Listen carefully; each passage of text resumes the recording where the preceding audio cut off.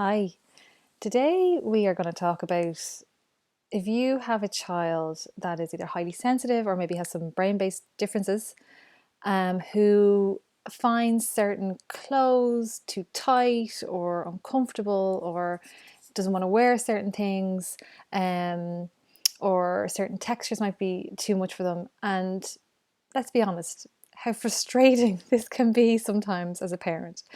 Um, I want to share with you maybe a little bit of shed a little bit of a light on those experiences to help you kind of understand your child a little bit better. I'll start with actually sharing my own lived experience as a mother to a sensitive child. My youngest girl, my youngest sensitive child, has quite literally been wearing shoes with holes in them for the last few weeks.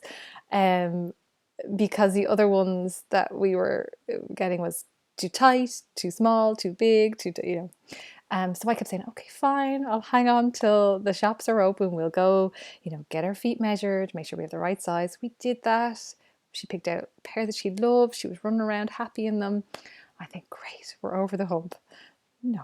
We've had another few days of they're too tight, they're too loose, they're not right.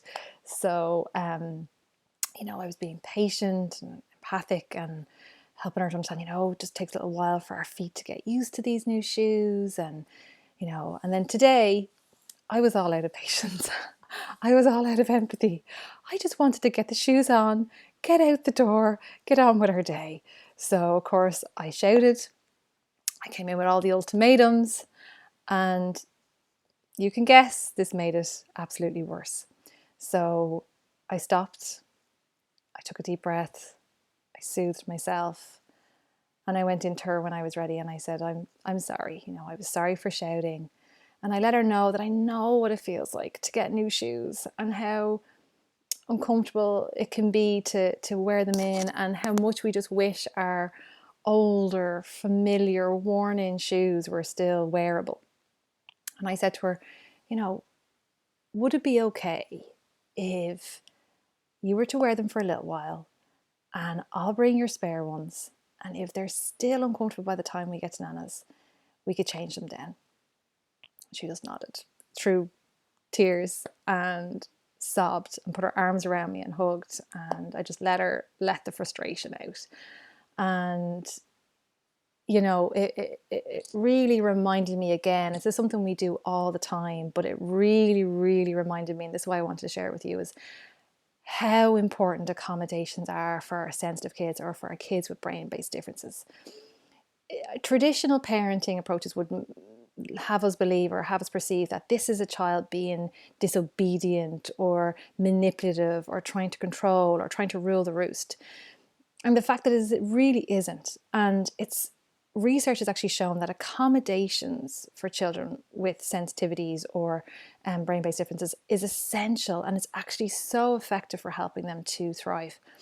And so accommodations around these sensory sensitivities, for example, may look like wearing short sleeves, wearing kind of softer shoes, no school tie.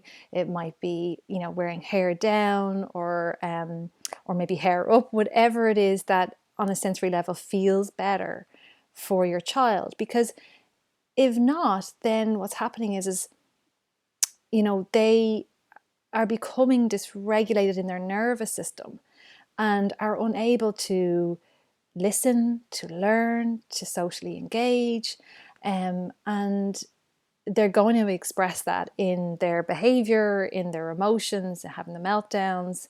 And unless we really, really listen to that and respond to that, they're going to continue to have those meltdowns, those outbursts, because, well, put it this way, if you still struggle to kind of really understand what it's like. And this may be common if you are a parent who's not highly sensitive, and that's okay too, because there's strengths in that dynamic too. But let's put it this way. Imagine you've got a pair of jeans on that you have to wear that are a size, maybe 2 sizes too small. And you have to wear that all day. They're digging into you, they're tight, they're rigid, they're rubbing up against your skin, you can't move, you can't breathe properly. it's extremely uncomfortable, and you have been told that you are not allowed to take them off and you must wear them. I can imagine that you would love someone to understand and say, oh God, that must be really uncomfortable.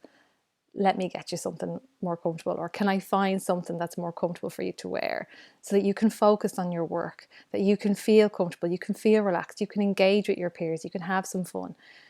And that is the same for our sensitive kids, for our kids with brain-based differences and sensory sensitivities.